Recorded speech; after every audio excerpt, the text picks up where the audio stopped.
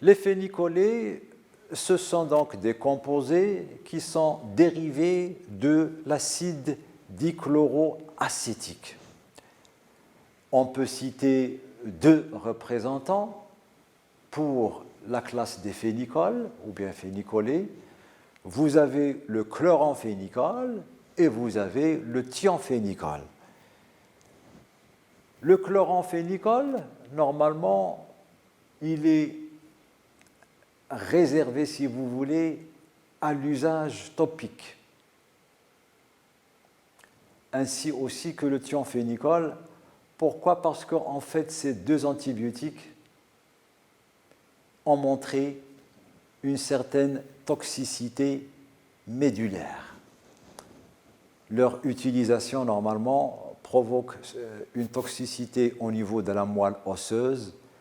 C'est la raison pour laquelle ils sont actuellement délaissés, mais ils peuvent être utilisés pour des usages topiques, c'est-à-dire les utiliser à l'endroit de l'infection. Par exemple, au niveau de la peau, une peau qui est par exemple infectée par des germes bactériens, on peut donc utiliser le chloramphénicol ou bien le thiamphénicol.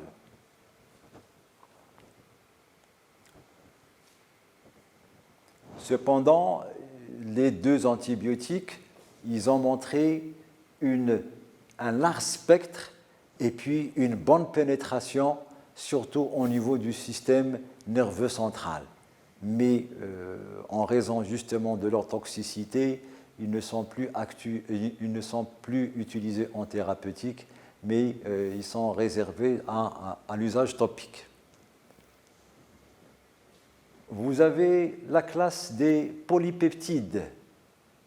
Cette classe, donc, comme son nom l'indique, donc, elle est composée par des peptides qui sont associés, et bien sûr des peptides à rôle antibactérien.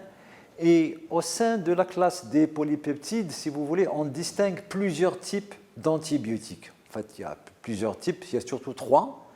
Il y a la bacitracine, et puis il y a les glycopeptides, et puis il y a les polymyxines et cholestine. Donc, si vous voulez, on distingue trois sortes de types d'antibiotiques pour la classe des polypeptides. On commence par la bacitracine. La bacitracine, c'est en fait déjà un complexe d'antibiotiques, et qui sont bien sûr polypeptidiques, et ils sont synthétisés par deux souches bactériennes. La première souche, c'est le Bacillus subtilis, et la deuxième souche bactérienne, ou bien espèce si vous voulez, c'est le Bacillus licheniformis. Les deux bacilles, ce sont des bacilles à gram positif, et tous les deux, ils présentent donc une morphologie bacillaire, bien sûr, et ils sont associés en chaîne, et la chaîne peut être plus ou moins longue. Donc, en fait, toutes les bactéries appartenant au genre Bacillus possèdent la particularité de se présenter sous forme de bacilles qui sont associées en chaîne plus ou moins longue. Donc, la bacitracine, c'est un antibiotique qui est normalement synthétisé par les deux souches, par les deux espèces bactériennes, Bacillus subtilis et le Bacillus licheniformis.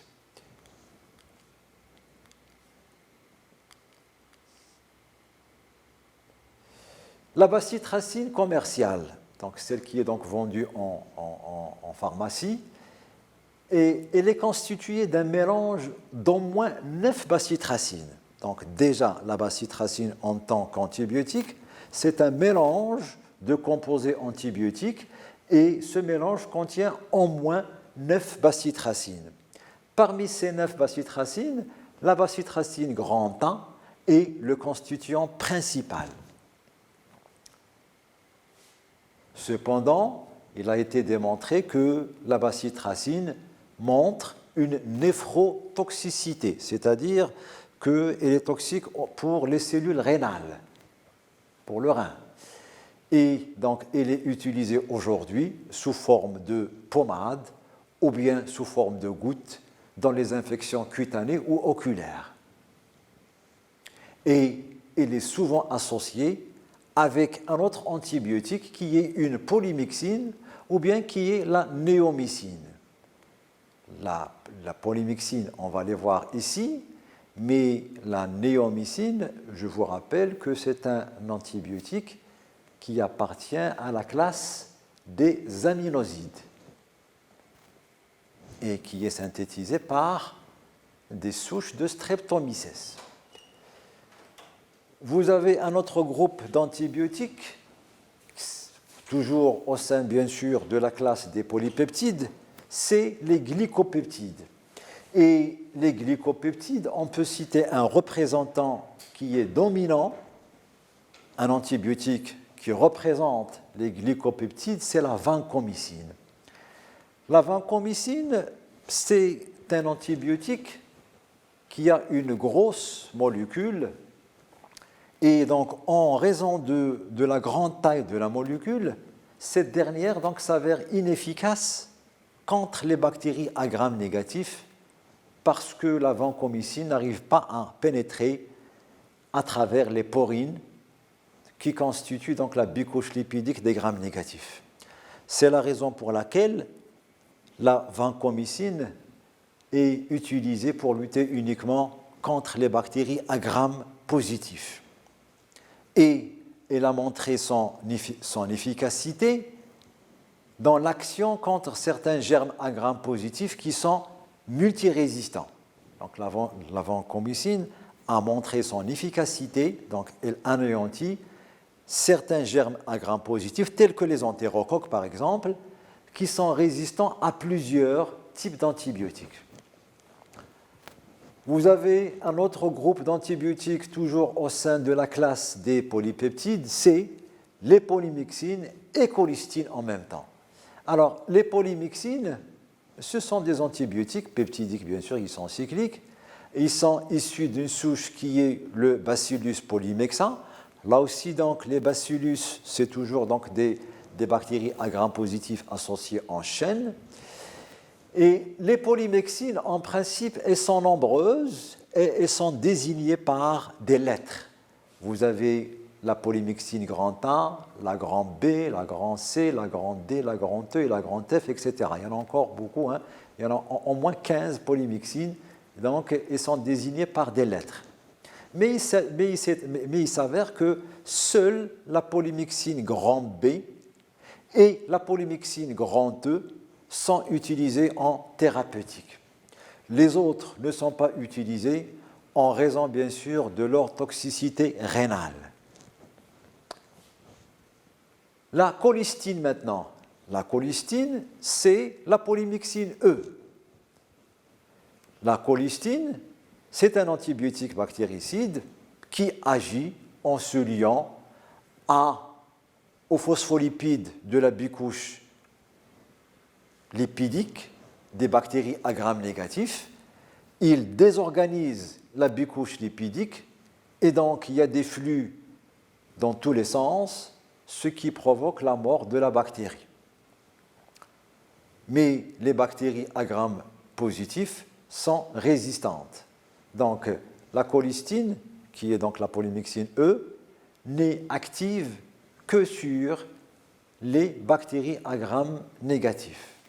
La polymyxine E a un caractère qui est amphipathique, donc elle s'installe, si vous voulez, entre les phospholipides de la bicouche lipidique et donc elle désorganise la membrane bactérienne, ce qui provoque par la suite la mort de la cellule bactérienne. Vous avez encore une autre classe d'antibiotiques, c'est celle des quinolones. Les quinolones, ce sont des antibiotiques qui sont de synthèse. Ils sont tous donc issus donc de la synthèse chimique. Il faut signaler que la première quinolone a vu le jour en 1962. Il s'agit donc de l'acide nalidixique. Et l'acide nalidixique, bien sûr, il est issu de la 7-chloroquinoline. L'acide nalidixique, il a montré son efficacité surtout pour les bactéries qui infectent les voies urinaires et les voies génitales, surtout les bactéries à gram négatif.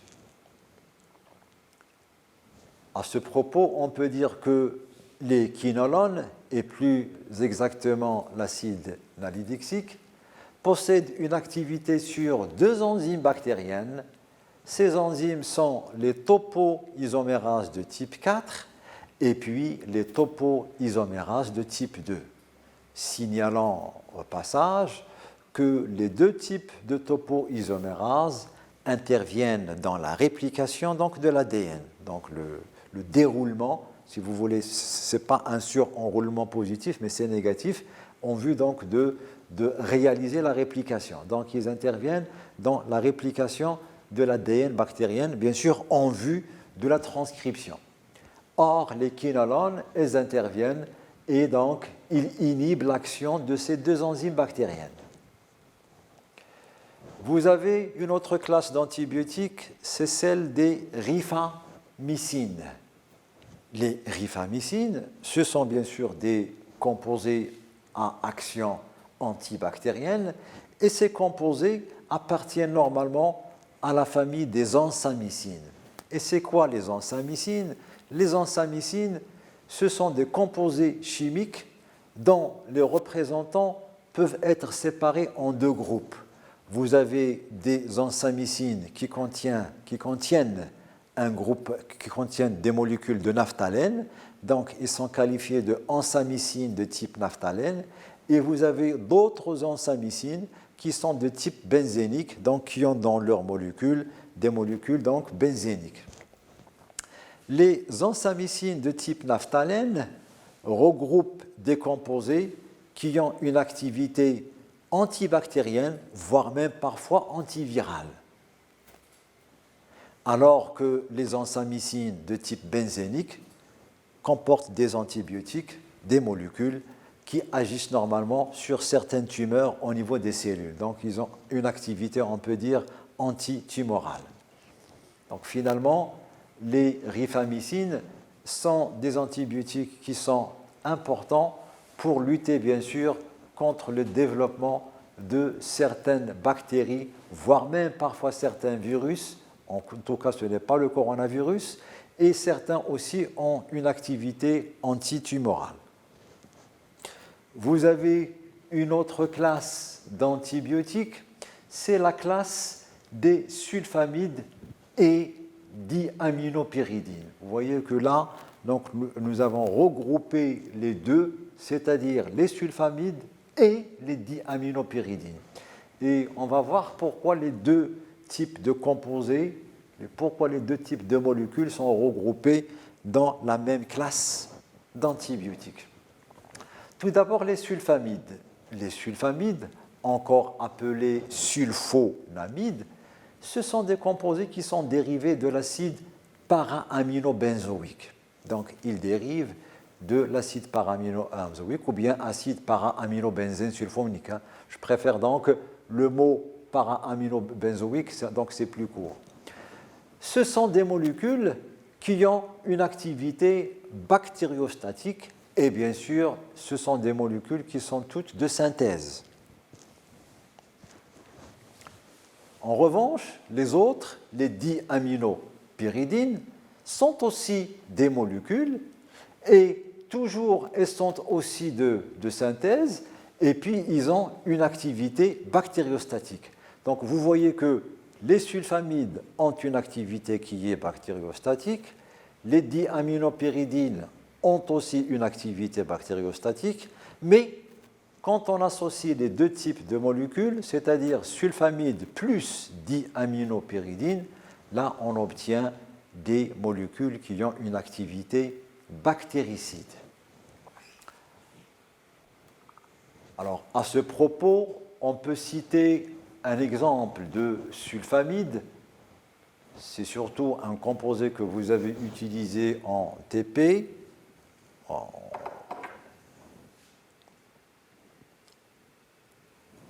Alors, comme sulfamide,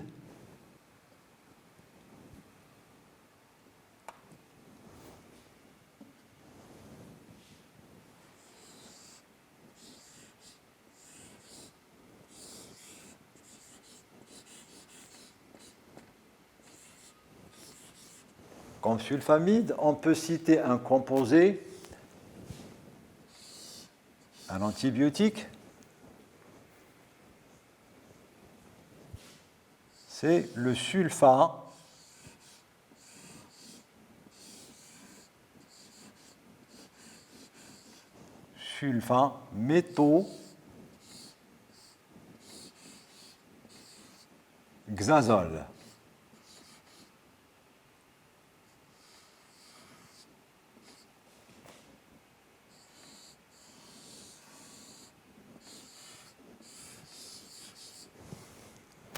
Le sulfaméthoxazole.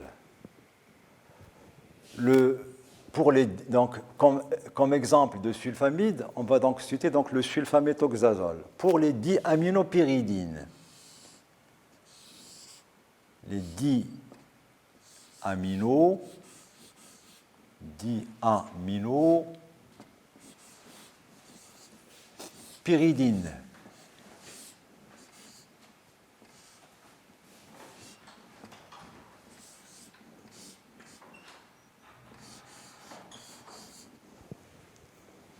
On peut citer un représentant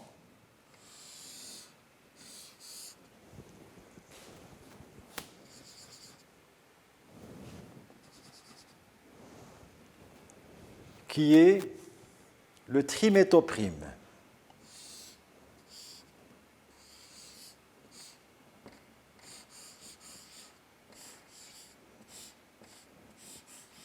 Le triméthoprime.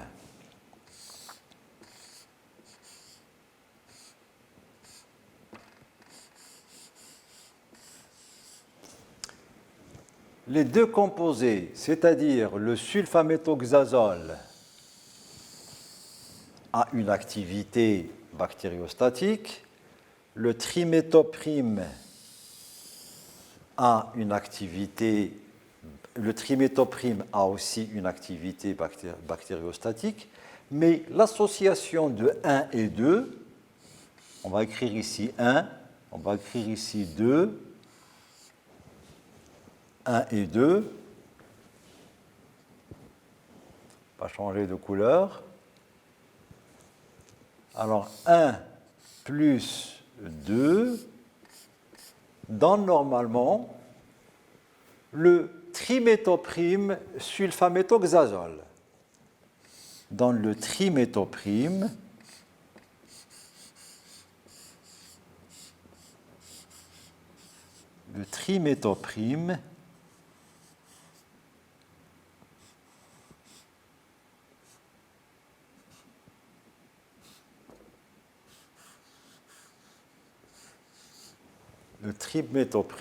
sulfaméthoxazole. Le triméthoprime sulfaméthoxazole.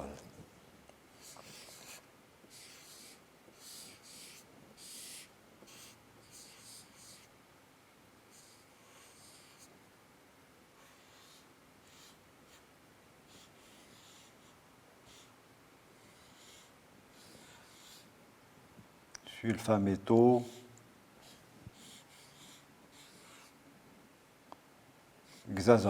On n'arrive pas à écrire parfaitement avec ce tableau. Le triméthoprime sulfaméthoxazole porte le nom de cotrimoxazole. Alors, le triméthoprime sulfaméthoxazole, c'est donc le composé qui est donc désigné par SXT. C'est un composé qu'on a utilisé en TP pour voir son action contre les germes qui étaient donc isolés à partir des cultures bactériennes. Donc le triméthoprime sulfaméthoxazole, il est connu sous la dénomination de SXT, triméthoprime sulfaméthoxazole. bien sulfaméthoxazole triméthoprime. Bref, le triméthoprime sulfaméthoxazole, ça c'est le nom chimique qui est donc connu sous la dénomination de SXT, mais sa dénomination commerciale, son nom commercial, c'est Bactrim.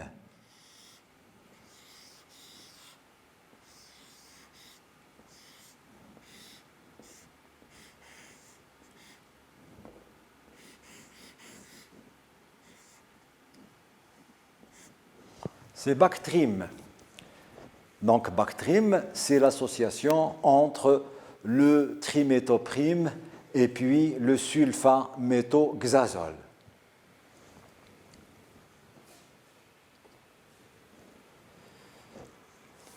Donc c'est une association qui est bactéricide. Vous avez la dernière classe des antibiotiques, c'est la classe des tétracyclines. Les tétracyclines sont des antibiotiques qui sont isolés de souches de Streptomyces.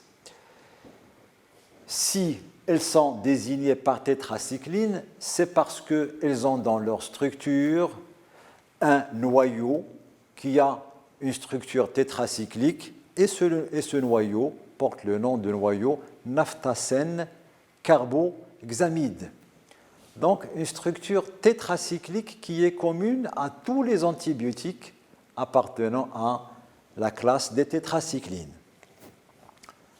Aujourd'hui, ils sont obtenus par hémisynthèse, bien par semi-synthèse. Les tétracyclines agissent sur les bactéries en principe en inhibant la synthèse protéique et ce, bien sûr, en empêchant la liaison de l'aminoacide ARN de transfert à la sous-unité 30S du ribosome bactérien. Les tétracyclines sont des composés qui sont bactériostatiques, donc qui ne sont pas bactéricides. Elles ont aussi un très large spectre.